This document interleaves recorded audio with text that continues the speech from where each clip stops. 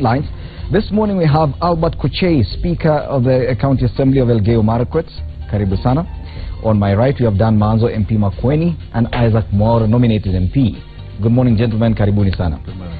Well, today is D-Day for America. D-Day, January 20th. Finally, Donald Trump becomes president today. Obama, bye-bye. It's been, who knew? As in, 8 years flew by so fast. What a speaker. I think for me, I celebrate Obama. Obama represents impossibility to possibility. He has given confidence to many millions of young people in this world that they can be able to go beyond whatever they would imagine that has been drawing them back.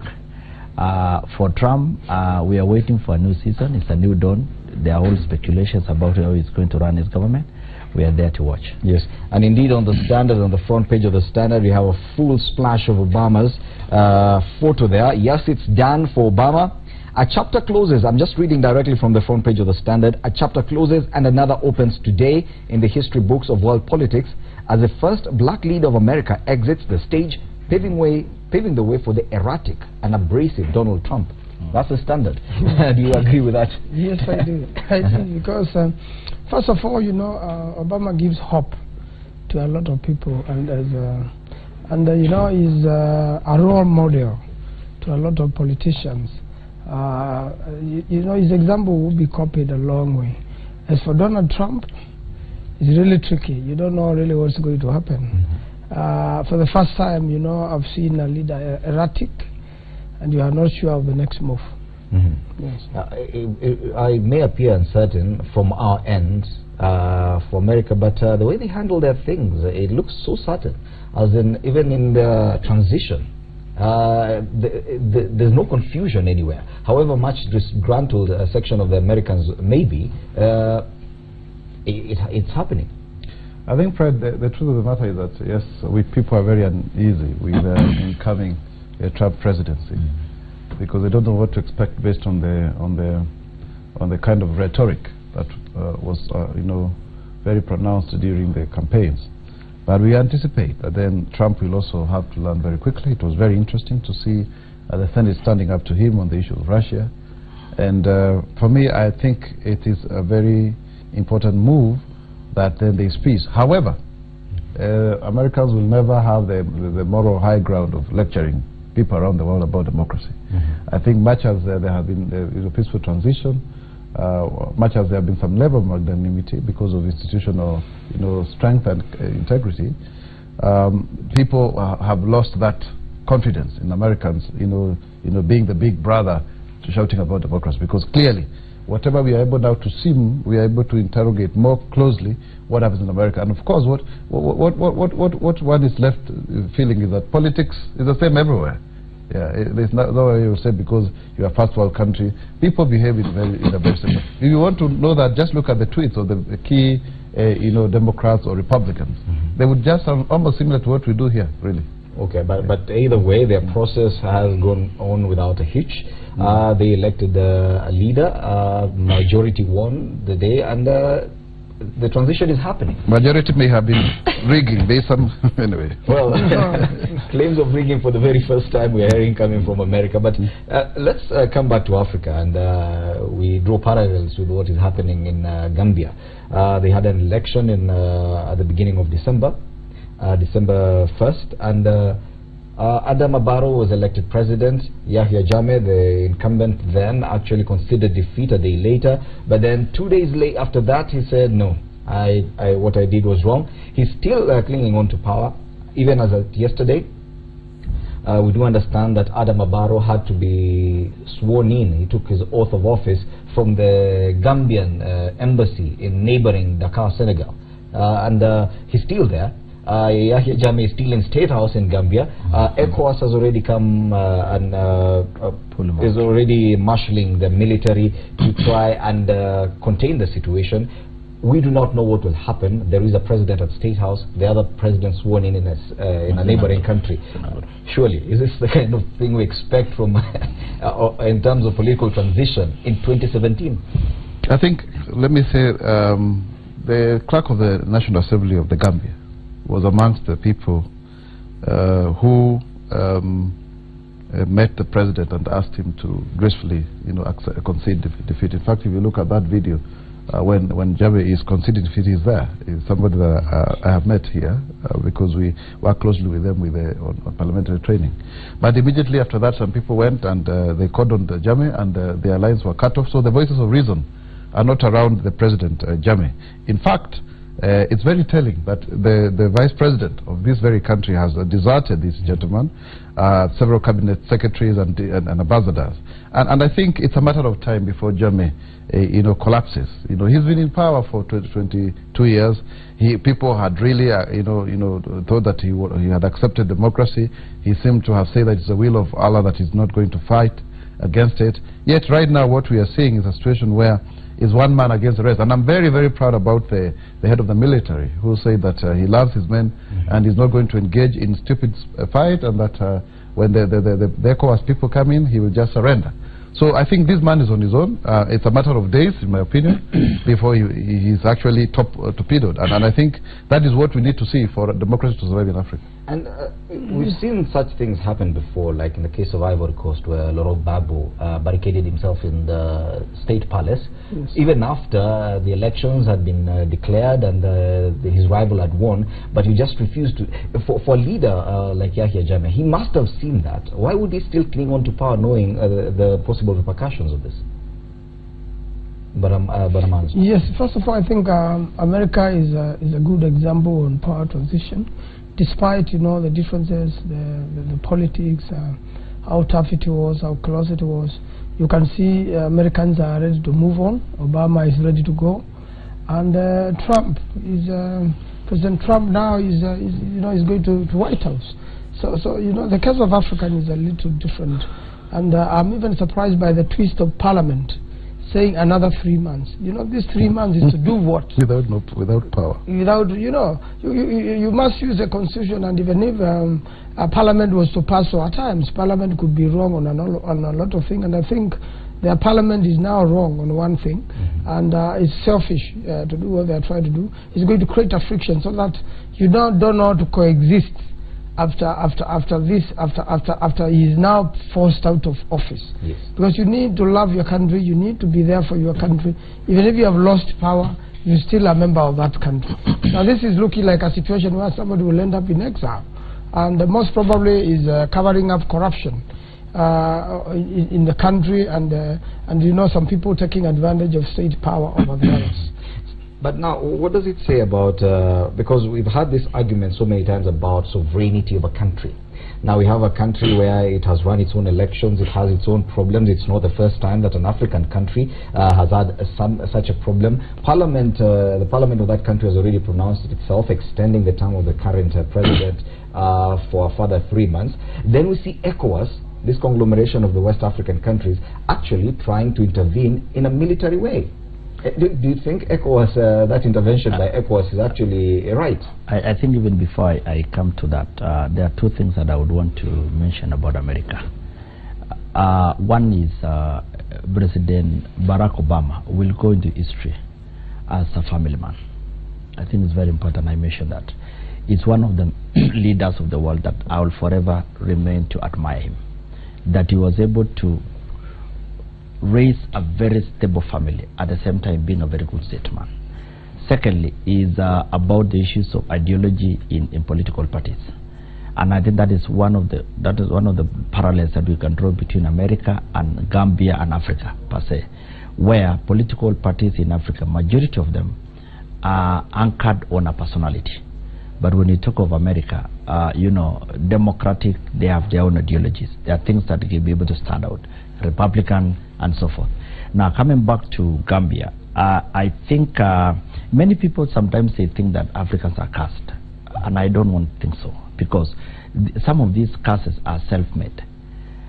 A political process like the one for Gambia, it was very clear that the president, there was another president who said, and remember Jammeh went on record by mentioning that as per the wishes of Allah, he was to rule for the next 1 billion years. I mean, honestly speaking, how can you rule for 1 billion years. In fact, the Bible itself says that if you clock 70 years, then you need to thank God for that. So I believe that the move made by ECOWAS is just to bring stability into that country. Because literally speaking, there is no mandate that president is drawing now in that country other than to bring chaos. And that again speaks so much about Western Africa.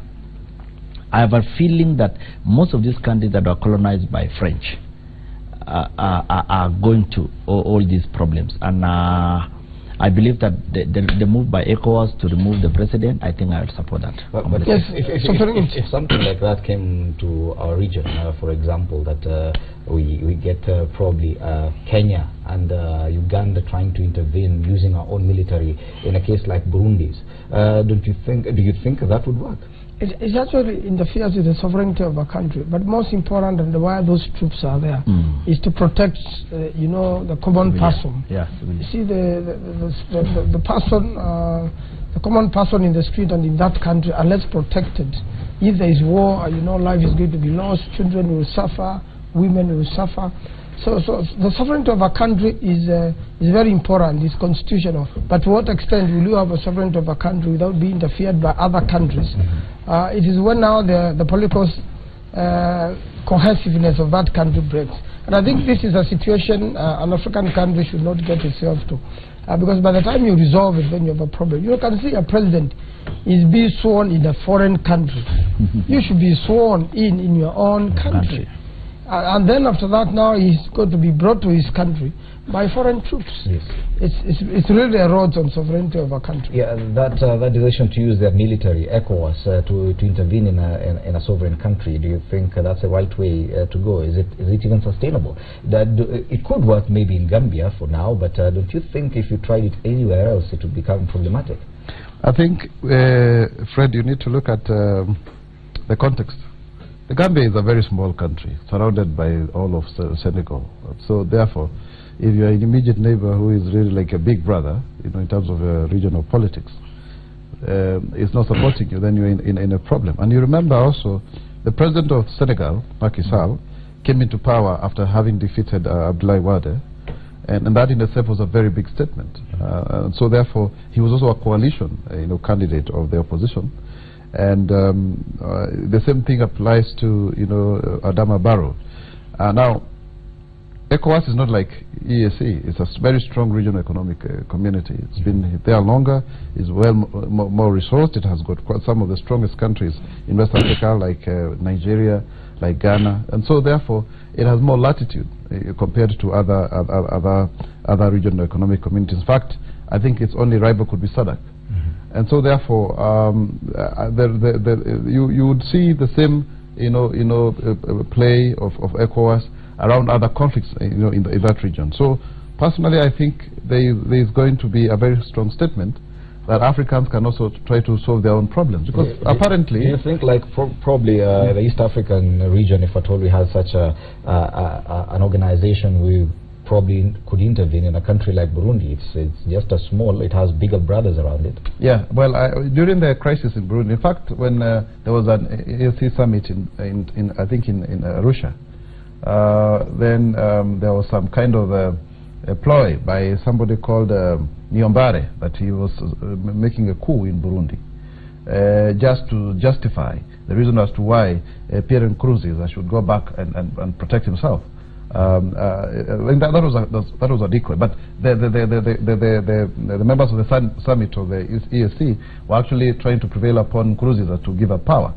However, I think the problem with Burundi and around these Great Lakes regions is that kind of people have become numb to the issue of war and strife, because that's their background. So it's not like the Gambia. We've not had war in the Gambia, in that region. But when you hear about Burundi and Rwanda, and you know what I mean, we have kind of that kind of mentality. However, it's also true to say that our ESC doesn't have that kind of latitude in terms of military intervention. Yes, we have an East African Legislative Assembly. In fact, we have a common market protocol. But in terms of military intervention, based on also the quality of leaders around here, then that may be questionable, because some of them may also need to be removed from power. If you look at the case of Museveni. And as we continue the discussion, of course, my panel has grown bigger. We've just been joined by Ken Okoth, MP for Kibra. Good morning.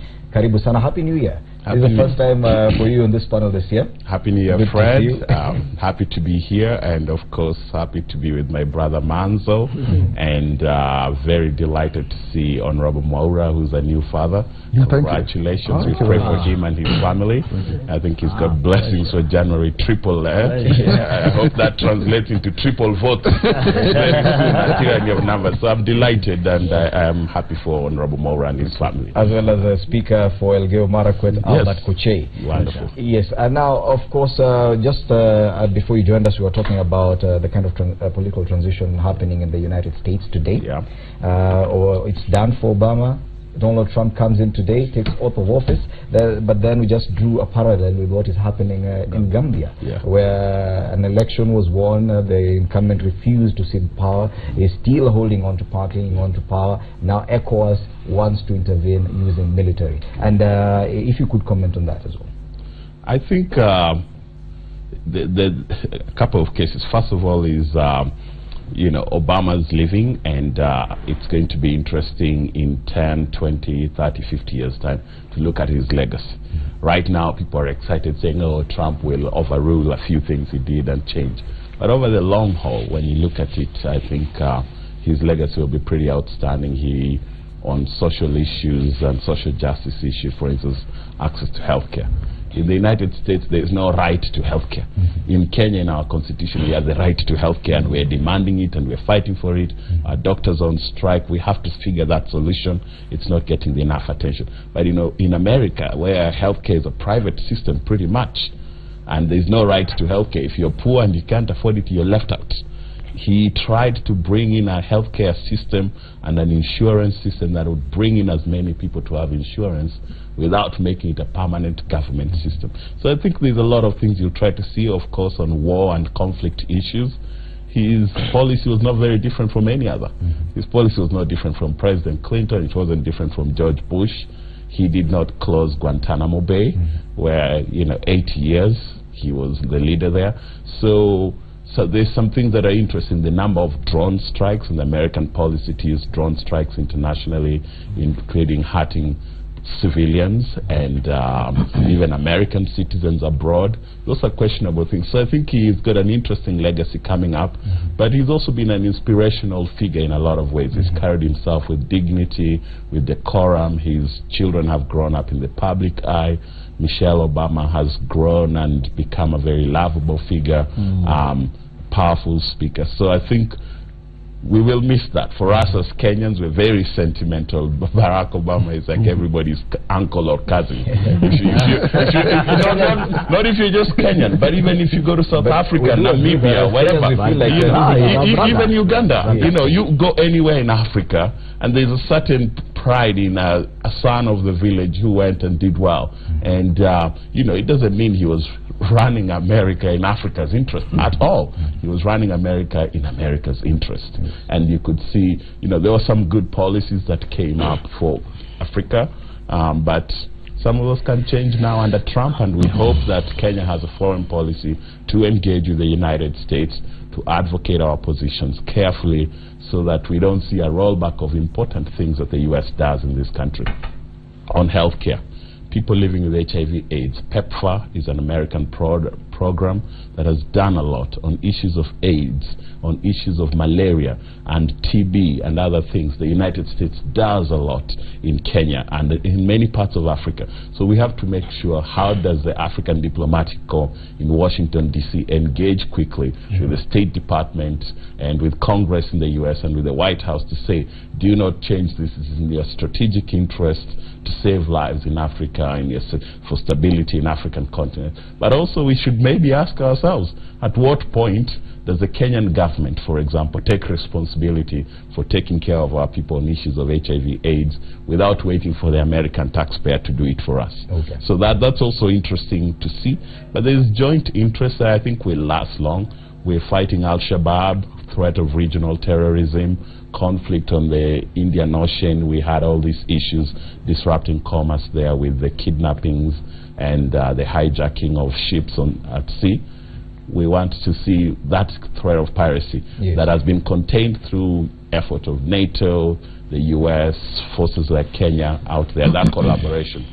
We must pay attention to it. And a lot of things will not change in how Kenya relates to the United States.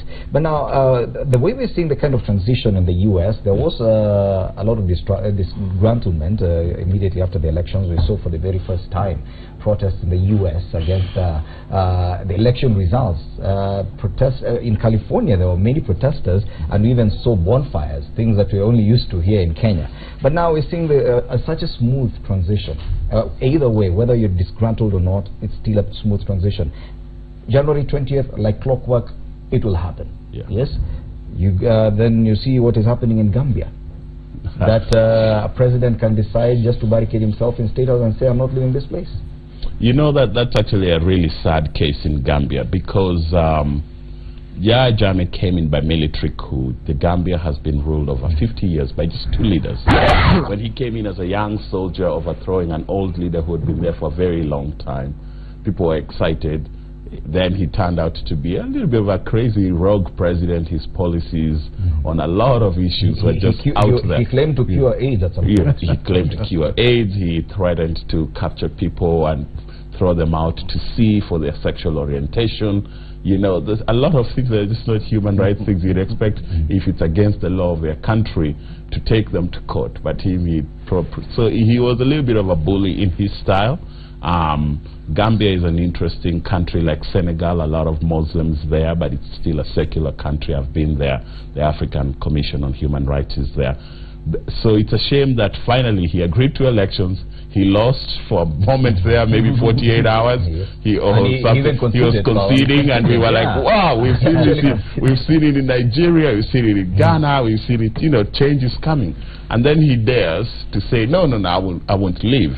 Look, the military of the Gambia is 1,000 soldiers. The military of Senegal around him is 40,000 soldiers.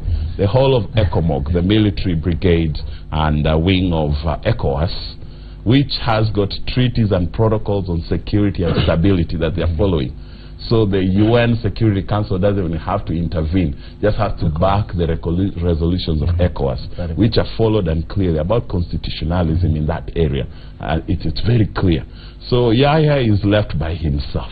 I think when his military has said we are not going to fight, it's a very easy trek from the capital of Senegal, from Dakar, out to Banjul, and the military, I know, crossed over last night.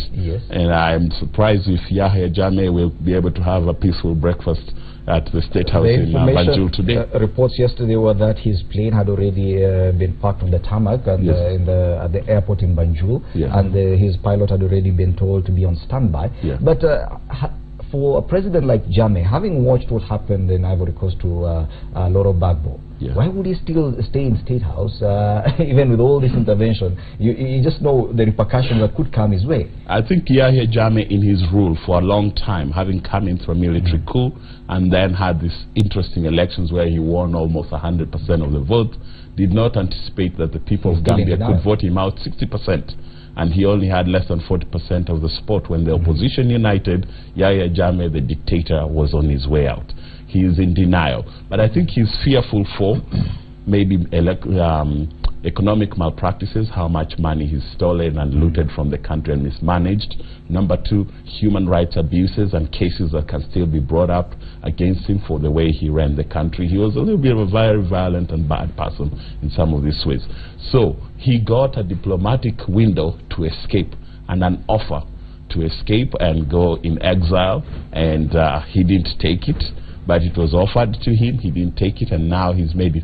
For him, I'm worried, with that pilot sitting in there, if he delays to get on that plane, the pilot might leave, the pilot may leave without him. You do not want the pilot to leave without you, and you're stuck. You know, like Saddam Hussein. Look what happened to Saddam Hussein in the end.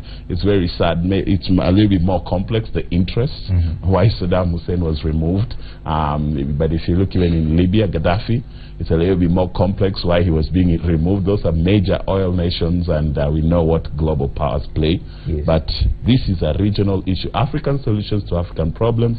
There are protocols on constitutionalism and democracy in West Africa, and he is choosing to test it.